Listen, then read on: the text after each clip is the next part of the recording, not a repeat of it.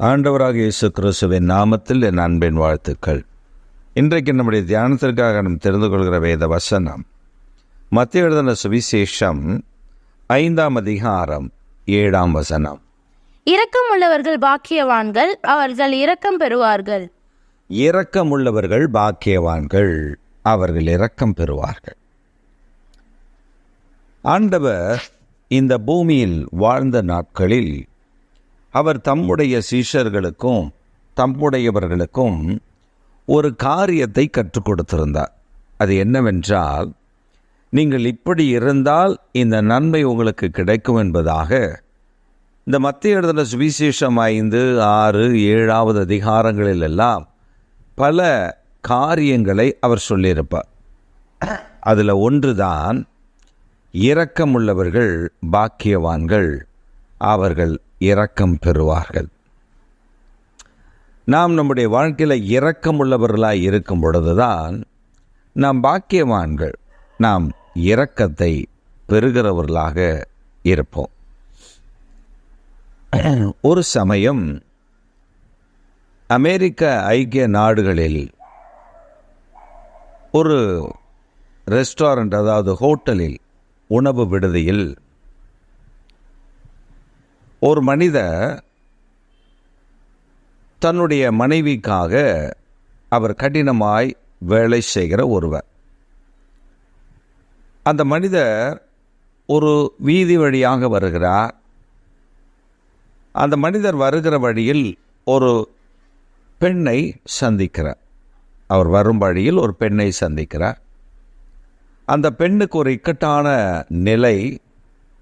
அந்த இக்கட்டான நிலையில் இவர் அந்த பெண்ணுக்கு ஒரு குடையை, தான் பிடித்து வந்த குடையை அந்த பெண்ணுக்கு பரிசளித்துவிட்டு கொடுத்துவிட்டு இவர் மழையில் நனைந்து கொண்டே தன்னுடைய ரெஸ்டாரண்ட் பக்கத்தில் என்பதனால் அவர் வேகமாக அந்த ரெஸ்டாரண்ட்டுக்குள் சென்று விட்டார்.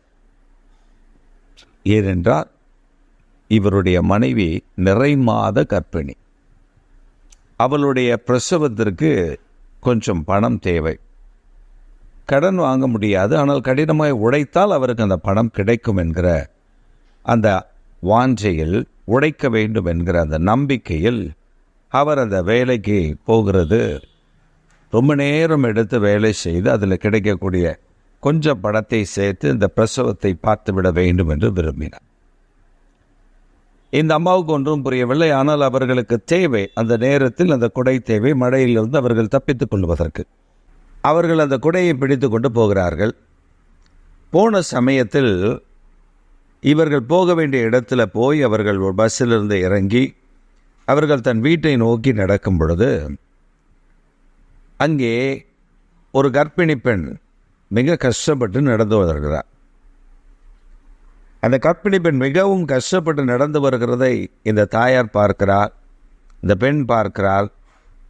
பார்த்துவிட்டு அவளிடத்தில் போய், இந்த நிறை மாதத்தில் ஏனம்மா இப்படி கஷ்டப்படுகிறீர்கள் என்றால், இல்லை, நான் என் வீட்டிற்கு போக வேண்டும். நான் இங்கே ஒரு வேலையாக வந்தேன், அதை முடித்து விட்டு வீட்டுக்கு செல்லுகிறேன். என் கணவனார் தன் வேலைக்கு போயிருக்கிறார். எனக்கு ஒன்றுமில்லை, நான் பொறுமையாக சென்று விடுவேன் என்று சொல்லி அவர் சொல்லுகிறார். அப்பொழுது அந்த பெண்மணி கேட்கிறார்கள், ஏதாவது டாக்ஸி பிடித்து போகலாமே? இல்லை, நான் சென்று விடுவேன் என்று சொல்லுகிறார். அந்த நான் சென்று விடுவேன் என்று சொன்ன உடனே அந்த அம்மாவுக்கு ஒரு காரியம் அவளுக்கு தோன்றுகிறது. ஏன், பணம் இல்லையா? நீங்கள் டாக்ஸியில் போவதற்கு உங்களுக்கு வசதி இல்லையா என்று கேட்கிறார். அவள் அப்படியே அமைதியாக பார்த்து கொண்டே சிரித்து கொண்டு அப்படியெல்லாம் ஒன்றுமில்லை என்று சமாளிக்கிறார். உடனே அவள் தன்னுடைய பையிலிருந்து சில $100 எடுத்து அவருடைய கரத்தில் கொடுத்து, இதை உங்களுடைய பிரசவ செலவுக்காக வைத்து கொள்ளுங்கள் என்று சொல்லிவிட்டு அவளுக்கு அந்த குடையும் கொடுத்து, என் வீடு வந்து விட்டது, நான் வீட்டிற்குள்ளே பக்கத்தில் தான் நான் போய்விடுகிறேன், நீங்கள் இந்த குடையை எனக்கு ஒருவர் கொடுத்தால் நான் உங்களுக்கு தருகிறேன் என்று கொடுத்து விட்டு அவள் சென்று விட்டான். இந்த பெண்ணும் இந்த கொடையை எடுத்துக்கொண்டு அந்த பணம் பெற்ற மகிழ்ச்சி அவளுக்கு ஒரு பெரிய சந்தோஷம். எவ்வளோ பெரிய சந்தோஷம், சொல்ல முடியாத சந்தோஷம். சில ஆயிரம் சில $100 என்றால் அவருடைய பிரசவத்திற்கு தேவையான ஒரு $1000 மேல் அவளுக்கு தேவை. அந்த பணம் அவளுக்கு சந்திக்கப்பட்டு விட்டது. எத்தனை பெரிய மகிழ்ச்சி அவளுக்கு. வீட்டுக்கு வந்து தன் கணவனார் வரும் வரை காத்திருக்கிறார் இந்த சந்தோஷமான செய்தியை சொல்லுவதற்கு. தன் புருஷனும் தன் வீட்டிற்கு வருகிறார். வேலையெல்லாம் முடித்து மிகவும் டயர்டாக வருகிறார். தன் மனைவி மகிழ்ச்சியோடு இருக்கிறதை பார்த்து அவருக்கு ஒன்றும் புரியவில்லை. என்ன நடந்தது என்று சொல்லி அவர் ஒரு ஆச்சரியமான ஒரு தாகத்தோடு இன்னொன்று நடந்திருக்கிறது என்று அதை அறிந்து கொள்ளுகிற ஆர்வத்தில் அவர் கேட்கிறார். அப்பொழுது அந்த மனைவி சொல்லுகிறார், இப்படி நான் இந்த இடத்திற்கு போயிருந்தேன், வரும்போது மழை கொஞ்சம் கஷ்டமாக தான் இருந்தது. அவர் உடனே நான் தான் போக வேண்டாம் என்று சொன்னேனே, நான் பார்த்துக்கொள்கிறேன் என்று சொன்னேன். இல்லை நான் போயிட்டு வந்துடலான்னு சொல்லி போயிட்டேன். ஆனால் வர்ற வழியில் ஒரு பெண்மணியை நான் சந்தித்தேன்.